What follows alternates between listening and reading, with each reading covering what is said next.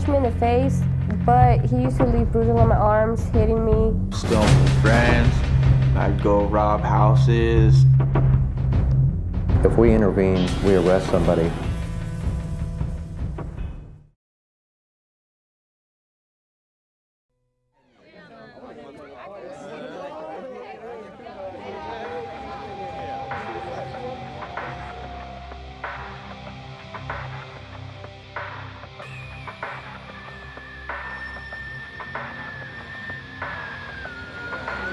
ASB President Willie Jones Jr. We did not go to house parties, we did not go to gang parties, but being that Darcel was a real close friend, and he told us that the only way you were going to get into the party was by bringing your tassel, we thought it would be safe. And so myself, and my girlfriend all went to the party together. He came and picked my girlfriend and I up, and we went there and we was real excited. We had a great time at Darcel's party. It was well chaperoned.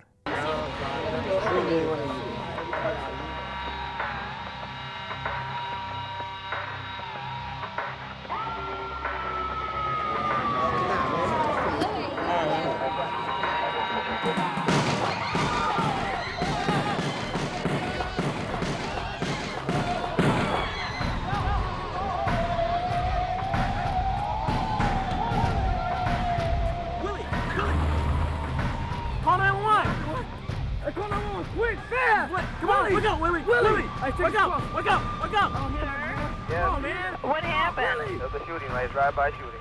Got a man down. One person down? Yes, it is. From the time Willie was a little boy, would try to instill in him to always be the best and try to be first in this and try to be first in that. And then I thought about, here he was, one of the first in his class, and then the first technically to graduate, and then the first to die. I should not be doing this. This is not what should be happening right now. I should not be picking out the clothes that he has to be buried in. I should not have to sit down and think of times of when he was small, and for an obituary, I should not have to be talking to people about his life and his death. I should not have to be doing this right now. What we should be doing is packing up all the gifts that we just got him to go to college. The iron and the little coffee maker and the computer, you know? And the graduation gifts, you know? I'm giving him my speeches, and you know, that's what I should be doing as his big sis. But I shouldn't be burying my little brother. Willie is not the only student I've had that has been killed.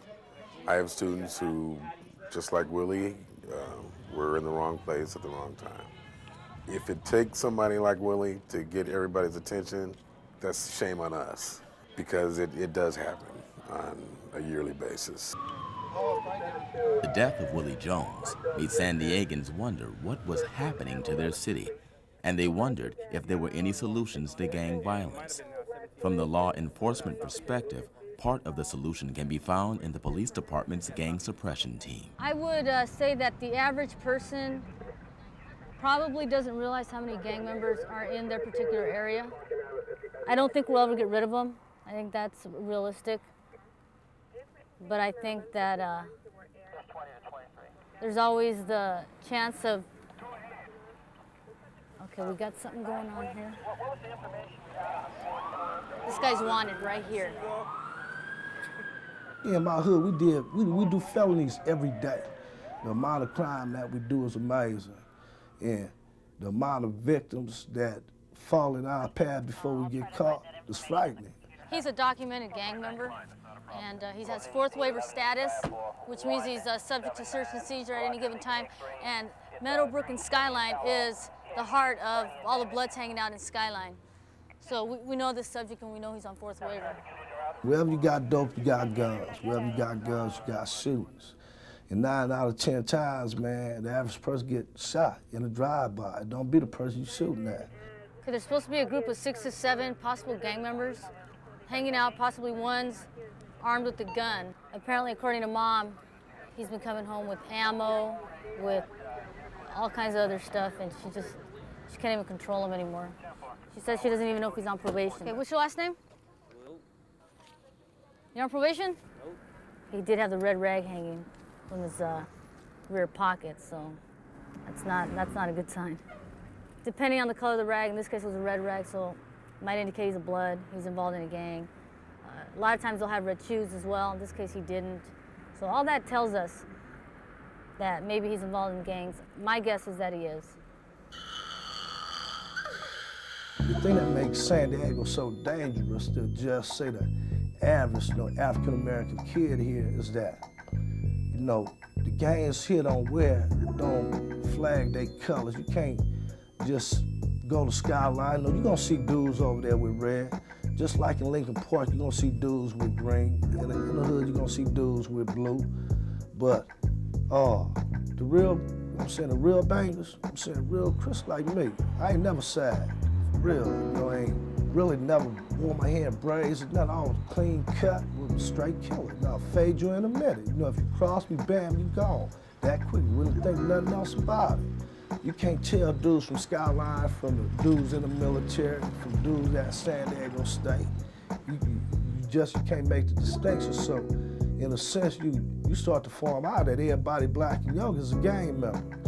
And that's kind of like how, kids like Willie Jones get caught up in the mix of our bug. Early on, there were no clear suspects in Willie's murder, but evidence began to point to the O'Farrell Park gang, rivals to the Lincoln Park gang on whose turf the shooting had occurred. Some cases are more solvable than others. Now, this case was solvable because of who committed the crimes. The people that committed these crimes were people that were involved in other criminal activity. One name that kept coming up in the investigation was Delano Wright. Police enlisted the help of former San Diego gang member Darren Henderson to spring a trap. Now, I heard about the Willie Jones case, and it was a trip because I never knew. No kid had a scholarship, the medical school. Come on now, in the hood now, where? Where did he go to school at? And, you kind of thinking, yeah, press just putting extras on. They trying to blow the kid up. Probably was one of them Lincoln Park Bloods, And basically, that's how we think, because you don't see kids like that in the hood. And so I started, it was like the case just stuck to me. A meeting was arranged between Darren Henderson and Delano Wright at a San Diego hotel. There, Henderson posed as a big-time Las Vegas drug dealer, seeking a new San Diego supplier. I told Delano about some crimes I did. Told him I didn't like Lincoln Park, I didn't like the green guys, because they had shot at my brother. And he told me he hated them too, but he told me they really hated him because he ended up killing a little kid over there in their area. He didn't actually name Willie, but he made references to the incident. I know who did what. Y'all know who did what. I'm in the car now. I told you guys I was in the car. Is that the truth? Delano Wright was brought in for questioning. He initially denied any involvement, then finally admitted riding in the car and supplying the gun, but claimed fellow O'Farrell Park gang member Kenny Martin had been the triggerman. After initial indictments against 3 suspects in November 1995, a new round of indictments naming 4 suspects was filed in May 1996. Accused of the murder of Willie Jones were Delano Wright, Kenneth Martin, DeRicky Hill, and Eric McCartney. Not indicted was the car's driver, Myron Mason, who pleaded guilty to the lesser charge of voluntary manslaughter in return for his testimony. All of the guys' demeanor in the courtroom was just like totally, nonchalant. They were like, oh yeah, okay, just gang members who really tried to act, really tough on TV. And it just didn't make sense to me how people could be so cold on a person and on a person's family and friends. Soon, 3 of the 4 defendants pleaded guilty to voluntary manslaughter and assault charges in return for their testimony and having the murder charges dropped. Now only the accused triggerman, Delano Wright, faced a murder trial. As facts slowly emerged, it became clear that O'Farrell Park gang members Myron Mason, DeRicky Hill, Eric McCartney, and Kenny Martin had indeed attended the graduation party prior to the shooting. There, they saw rival gang members whom they suspected in the recent murder of one of their own. They see the person that they believe was involved in the killing of their friend, and then shortly after that, they leave the party because basically the tension that's there and there's no alcohol. The four young men proceed to the home of Delano Wright and tell him what they've seen. So Delano says, "What do you want to do?" And Kenny says, "Bring your strap," which is a street term for a gun. So Delano goes in the backyard, comes back, gets in the car, and all five get in the car, and they drive back. Delano and Kenny walk to the corner and look around the corner, probably to scout out who was out, is the party done yet, etc. Well, it just happens that when they show up there, the party is letting out. They all get back in the car, and they drive around the corner. As soon as they break the corner and start heading south on Ozark, Delano starts firing from the backseat of the car. Delano, I believe, based on the evidence that was presented in the trial, didn't intend to shoot Willie specifically, but there were definitely Lincoln Park gang members in and around Willie, and I think he just shot at this large group of people intending to kill whoever was there, because after all, that's good enough. That's good enough for gang work. If you understand the way this type of retaliation works, there's no dishonor in shooting a young black male that's in the rival gang neighborhood, whether or not he's a gang member. It's not like they pull up and they say, "Hey, do you have your gang ID card on you? Let me establish that you're a gang member before I shoot you." No, they pull in the neighborhood. They see a guy. Well, he generally fits the description. He's young. He's black. He has short hair. Hey, that's good enough for me, and they shoot him. Police depend heavily on individuals from the community to keep them informed about gang activity. They're the ones who are able to tell us where the gang members are hanging out, what crimes they're committing, what they're doing. I mean, they're the voice for the community. If they don't tell us, how are we going to know? We have an idea because we work in the area, obviously, but they're the ones who can tell us more. They live in the community. That's the only way the kids gonna know. The only way the kids gonna stop gang banging is if they knew the truth about what gang banging is all about. Gang banging is about life in jail, straight up. I'm saying gang banging is about going to funerals, straight up. Gang banging is about worrying about the police 24/7, stressing. Just from my personal experience, I grew up in a low-income area. When I was a teenager, I knew a lot of gang members. I obviously chose to go the different path. It's gonna take kids like Willie Jones, strong, because I'm telling you, you gotta be strong to grow up in the hood and not join the gang, not commit crimes. You know, that's where real strength comes from. Here was a person who was obviously gonna make a difference in his community, you know? And why don't we all just make a difference for him? Because everybody has potential, everybody has a skill. Everybody, doesn't matter who you are, everybody has a skill that they can offer the community. No one deserves to have to go through this. No other family should have to go through this, you know? And we've seen it so many times, and we shouldn't see it this out. It shouldn't be so simple to devastate a family like this. It shouldn't be so simple as like you're walking in the store to buy a can of soda. That's how simple it is. That's how often we see it. I work with the court system. It's just a revolving door. They need to be locked up so that the families don't have to go through this, so that we're not sitting here doing interviews about this kind of thing. It shouldn't happen like this. Based on a plea bargain to the lesser charges of voluntary manslaughter and assault, DeRicky Hill and Kenneth Martin were sentenced to 14 years in prison. Eric McCartney, 14 years, 8 months. You devastated my life forever. It took me 2 long years just to look at his picture. The agony that you caused is irreversible, and the life you took is irreplaceable. I was angry because I didn't expect them to get up and say, "Oh, I'm sorry, and, you know, we really didn't mean to do it." I didn't expect that, but I guess I expected to see that they were sorry for what they did and for the pain that they caused. We, the jury in the above entitled cause, find the defendant, Delano Wartrell Wright, guilty. The shooter, Delano Wright, received 35 years to life after his conviction of first-degree murder. He wasn't a man then, he still isn't. Not once during the almost 2 hours that we've been here this morning has this coward had the nerve to turn around and look at us. I watched you throughout the whole trial, sitting there like a machine without emotions, like a beast without a soul. Delano, it takes a man to say I'm sorry.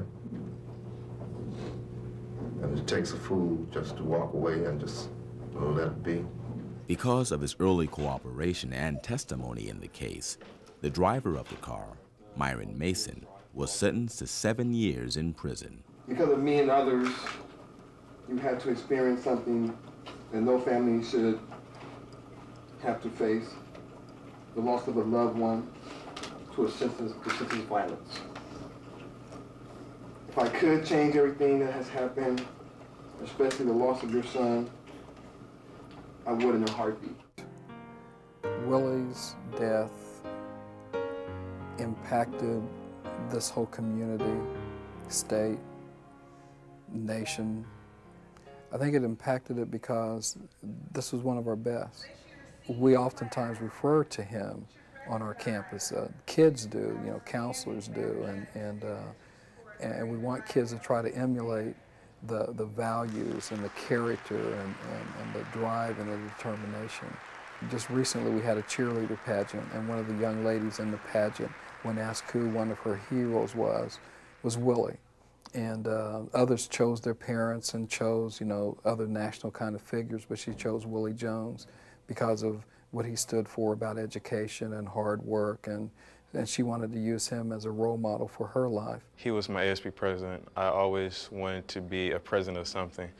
Finally, my senior year, which is this year, I became senior class president. I worked closely with the ASB president and the ASB advisor, and all these things came out of things I saw with Willie James Jones, because he could do all those things, keep his grades up too, and play sports and things of that nature. So he inspired me to go the extra mile for my school.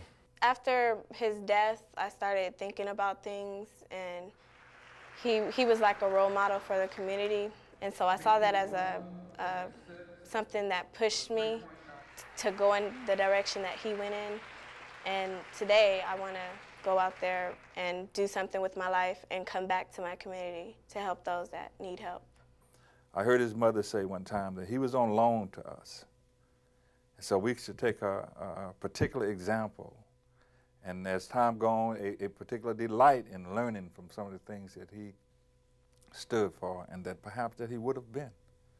I think he would be surprised by how much he impacted San Diego, and a message that would have been important to him, and why the renaming of that street was important to us.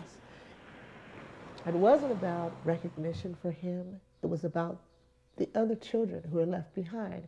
It was about them remembering that it's not how long you're here, it's what you do while you're here.